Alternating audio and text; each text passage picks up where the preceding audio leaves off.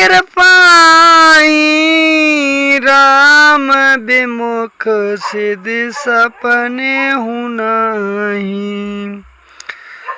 सकुचाऊं तात कहते बाता रद तजय बुध सर्वस जाता। हे भोले, हे तात, बात सत्य है, पर राम जी की कृपा से है राम विमुख को तो स्वस्थ में ही नहीं सिद्ध मिलती। हे तात, एक बात कहने में सक चाहता हूँ कि बुद्धिमान लोग सर्वस्वस्थ देखकर ही आधे की रक्षा के लिए आधा छोड़ दिया करते। तो आगे बताया,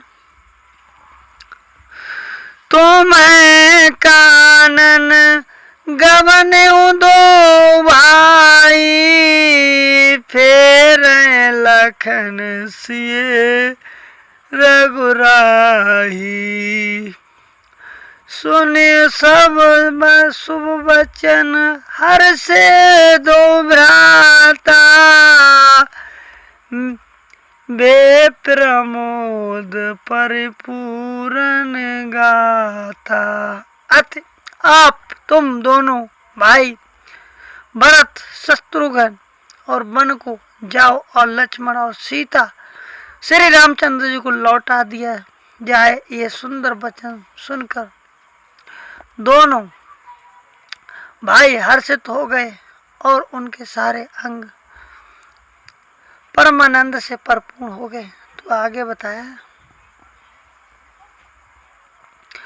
मन प्रसन्न तन तेजु विराजा जनु जी रहु राम भर भय राजा।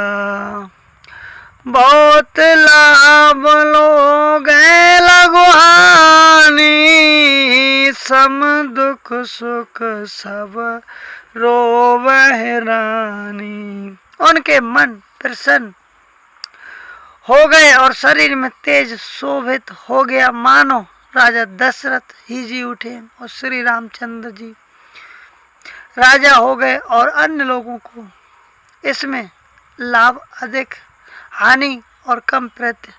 रानियां सब दुख सुख समान ही थे और लक्ष्मण वन में भरत शत्रु दोनों पुत्रों का वियोग तो रहेगा ही, यह समझकर सब रोने लगी। आगे बताया,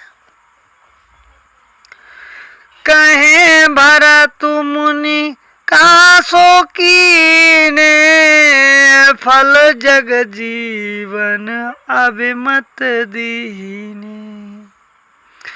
कानन करऊ जन्म भरे वासु यही अधिक नाम और सुपासु।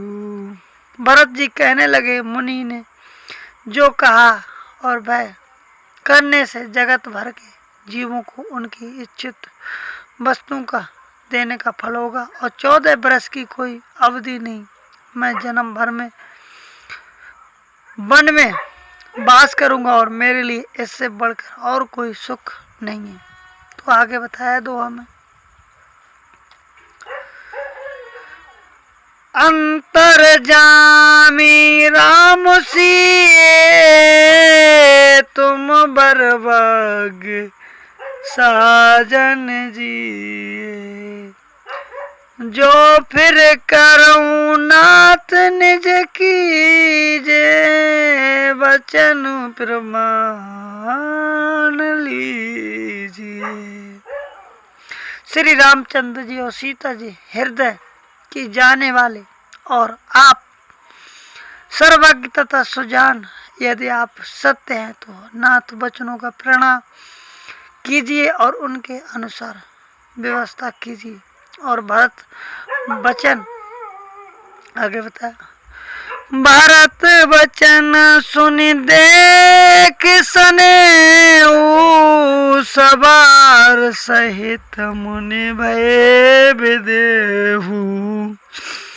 भरत भरत महामहिमा जल राशि मुनि मुति टाल तीर अबलासी। भरत जी ने कहा, सुनकर उनका प्रेम देखकर सारी सभाहित मुनि वशिष्ठ जी विदेह हो गए और किसी को अपने देह की सुध ना रही। और भरत जी महान महिमा समुद्र और मुन की बुद्धि तट पर अबलाकर स्त्री के समान खड़ी हैं।